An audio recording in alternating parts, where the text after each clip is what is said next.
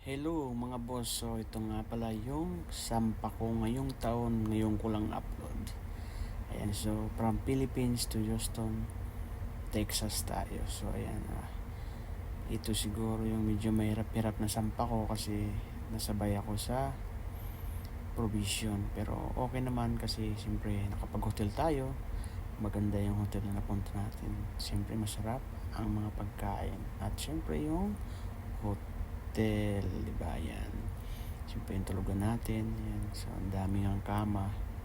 So mag-isa lang ako dyan. So may bakanting tatlong kama. So ayun, malungkot pa rin kasi mag-isa, di ba?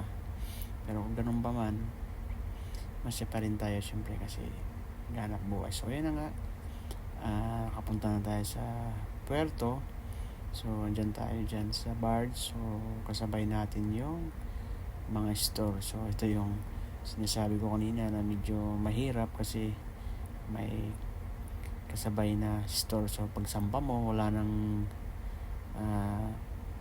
sabi-sabi, takbo sa kabina, bihis ng coverall at trabaho agad. So ayan yung mga store na binira namin yan nung pag-unbod ko. Pero bago yan, syempre may dinaanan kami warship. Ayan, so sa Houston po yan, Houston.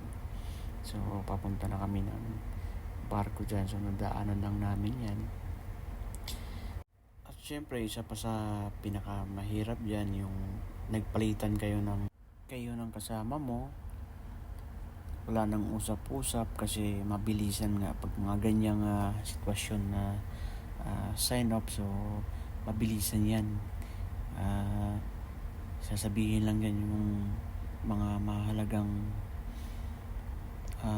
trabaho na kailangan tapusin, na yun yung kailangan unahin. So yan bali nakailang balik na ako dito sa barko na to.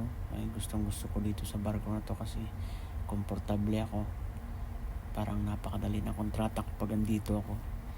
So dyan mga boss, ipapakita ko yung kabina ko.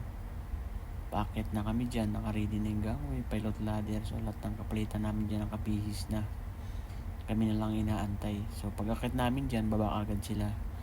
So yan na nga, hindi ko na video yung pagpasok ko kasi pagsampa ko agad ng barko, trabaho agad. Ayun na nga mga boss, maraming salamat sa panonood. Hanggang sa muli.